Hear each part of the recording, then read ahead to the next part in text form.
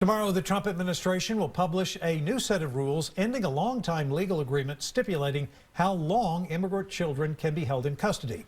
Many expect an injunction and a lawsuit to follow. One of the people expecting legal action is a top Trump administration official. He was in Austin today, and KXAN's political reporter Phil Prazan asked him about the changes.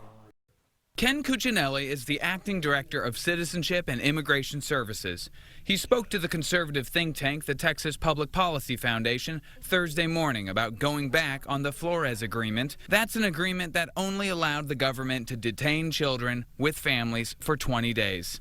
Cuccinelli told me he did not know how many more people this would keep in detention. That's going to unfold over time going forward, but like I said, there is space immediately now to use. After a summer's worth of headlines describing cramped conditions and dangerous health hazards, he told me if Congress continues to fund the program, that won't happen again. There's almost no children held past the 72-hour target any longer in these facilities, as the congressman said, that were not designed for this.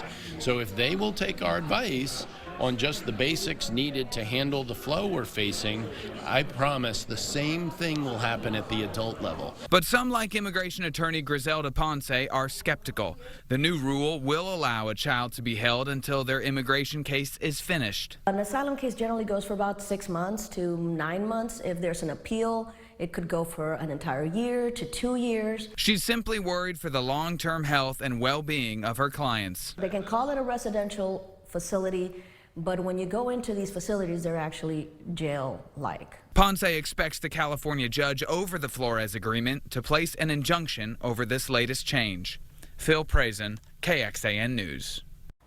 Part of the Flores Agreement requires states to license immigration detention facilities, but Director Cuccinelli told KXAN because of how broad the agreement was, the state of Texas never reached a conclusion over how to license the facilities. Federal arrests of non-citizens is on the rise. The U.S. Justice Department says 64% of all federal arrests last year were non-citizens. Most of those arrests are for illegal entry or re-entry. For more in-depth perspective on what's going on along the southern border, check out BorderReport.com. It's a partnership with our sister stations from Brownsville to El Paso to San Diego. You'll find stories from across the region with perspective from those who live and work along the border.